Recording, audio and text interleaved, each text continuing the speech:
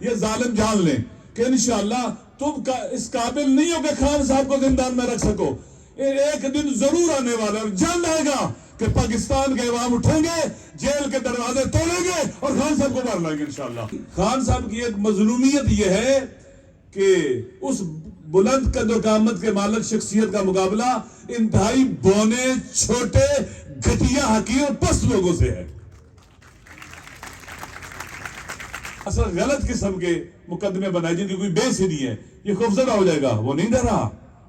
اسے جیل میں ڈالا گیا, وہ نہیں ڈرا. اسے سزائیں دی گئی, وہ نہیں ڈرا. اس سے پارٹی کی لیڈرشپ چھیننے کی کوشش کی, وہ نہیں ڈرا.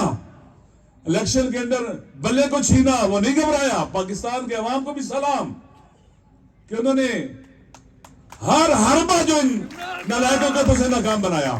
اور 8 فروری کو ایک خاموش انقلاب تھا ظلم و فساد کے خلاف اور ان غلاموں کے خلاف, ان ظالموں کے خلاف. 9 فروری کو جو کچھ ہوا یہ 1970 کے بعد سب سے بڑا سانحہ ہے.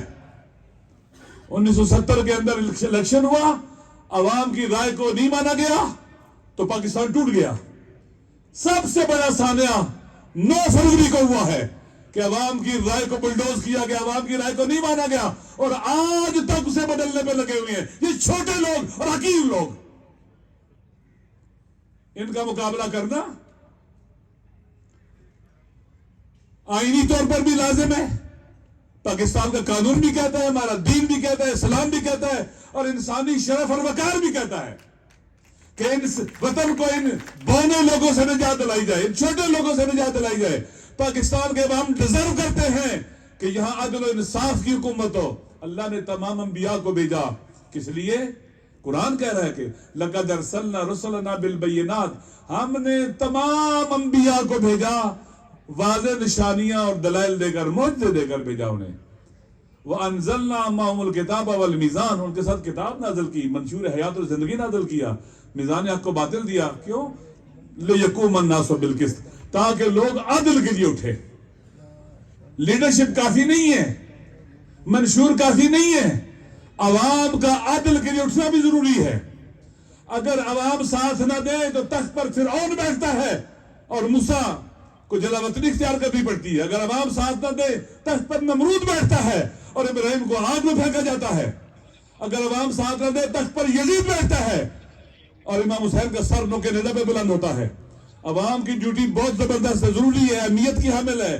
اور پھر جو خان صاحب کے ساتھی ہیں, مخالفین کی اسٹریٹجی کو دقت سے پڑھا جائے, وہ کیا کرنا چاہتے ہیں, اس کا کاؤنٹر اسٹریٹجی ہونی چاہیے, ہر روز ڈسکس ہونا چاہیے. اور یہ جو انتہائی محدود نگاہ رکھتے ہیں, لالچی ہیں, جو لالچ کے قیدی ہیں, غرور و تکبر کے قیدی ہیں, انہیں شکست دینا آسان ہے, مشکل نہیں ہے. یہ چھوٹے اور حقیر لوگ ہیں, عقل کے اندھے ہیں, یہ ناک تک دیکھنے والے ہیں, یہ دور تک نہیں دیکھ سکتے. لہذا ضروری ہے کہ بیٹھا جائے, پلاننگ کی جائے اور ان کے منصوبوں کو ناکام بنایا جائے. خان صاحب کا نقش رول کیا تھا؟ جو عالمی قوتوں نے اپنی ہیجمونی کو باقی رکھنے کے لیے جو منصوبے بنائے ہوئے تھے, خان صاحب نے ان کے مقابلے میں کھڑے ہونے کا اعلان کیا.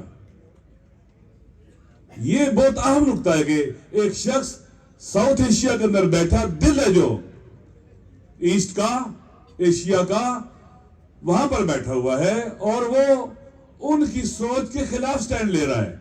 اسلامو فوبیا کا ایک بہت بڑا حربہ تھا جس کے نتیجے میں اپنی سوسائٹی کو اپنے ساتھ امان رکھتے تھے, جو ان کے رائے عامہ اس کو اپنے ساتھ رکھتے تھے اور پھر مسلمانوں کو وہ نقصان پہنچاتے تھے. ایک کتاب ہے a peace to end all peace, David Fromkin کی کتاب ہے, وہ پڑھنے والی کتاب ہے, فرسٹ ورلڈ وار کے بارے میں ہے. اور اگر آپ اس کو پڑھ لیں تو آپ کو آج سارے کے سارے حالات لگے گے اسی طرح سے ہو رہی ہے.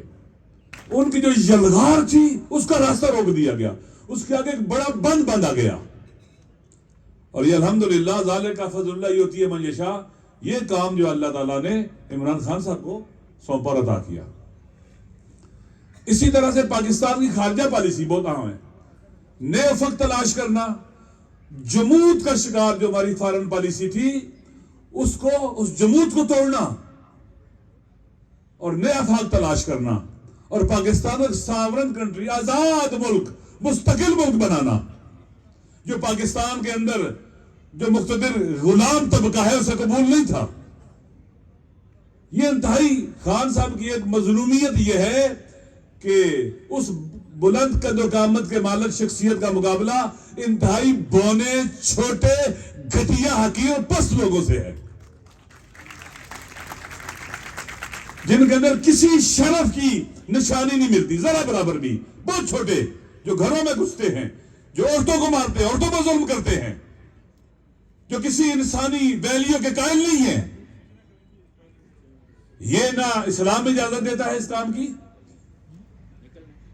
نہ مشرقی تہذیب اجازت دیتی ہے، نہ انسانی قدر و ویلیو اجازت دیتی ہے ان چیزوں کی جو یہ کر رہے ہیں ہمارے ملک کے ساتھ۔ آپ دیکھ لیں کتنا ڈر ہے انہیں، کتنا خوف ہے انہیں خان صاحب کے ساتھ۔ خان صاحب یہ ظالم جان لیں کہ انشاءاللہ تم اس قابل نہیں ہو کہ خان صاحب کو زندان میں رکھ سکو۔ ایک دن ضرور آنے والا اور جان لائے گا کہ پاکستان کے عوام اٹھیں گے، جیل کے دروازے توڑیں گے اور خان صاحب کو مار لائیں گے انشاءاللہ۔ السلام علیکم ورحمۃ اللہ۔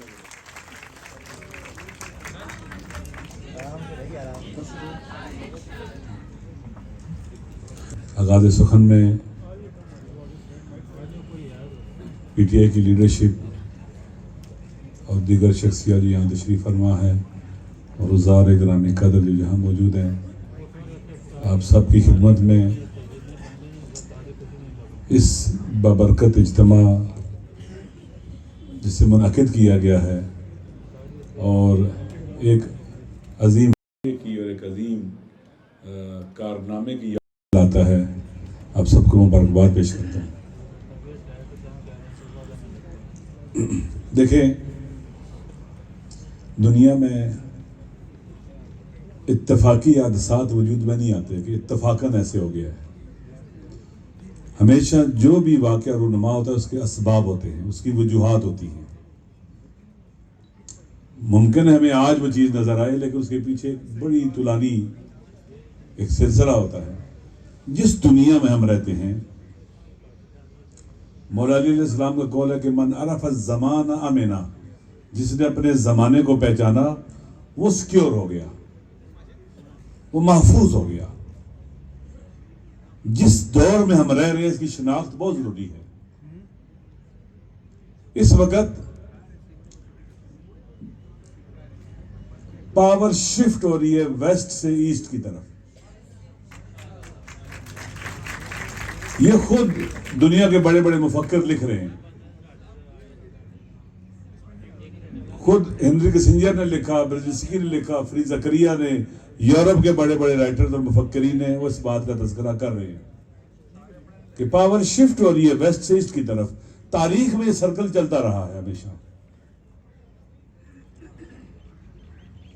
اب اس شفٹ آف پاور کو کیسے کاؤنٹر کیا جائے، کیسے سلو کیا جائے، روکا جائے؟ پاور کس کے ہاتھ سے شفٹ ہو رہی ہے اس کی طرف؟ امریکہ اور یورپ کے ہاتھ سے، ان کے الائز کے ہاتھ سے۔ کیسے کاؤنٹر کیا جائے، کیسے روکا جائے اس کو؟ اس کے لیے انہوں نے ڈیفرنٹ لیئرز بنائی ہیں۔ ان میں سے ایک جو چیز ہے وہ ہے ایسٹ کو ڈسٹرب کیا جائے اندرونی طور پر، ڈسپیوٹس کھڑے کیے جائیں ان کے آپس میں، ایسٹرن کنٹری کے درمیان اختلافات ہوں، مشکلات کھڑی کریں ان کے درمیان، تاکہ ایسٹ کا ہاؤس اور ایشیا کا ہاؤس ان آرڈر نہ ہو اور یہ پاور کا جو شفٹ ہے اس کو سلو کیا جا سکے، روکا جا سکے۔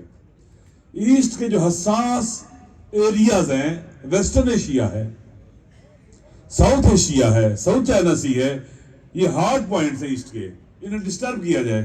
پاکستان ان میں سے انتہائی اہمیت کا حامل ہے۔ ساؤتھ ایشیا کا دل ہے پاکستان، اور شفٹ آف پاور کے لیے گیٹ وے ہے Pakistan, from west to east کے لیے۔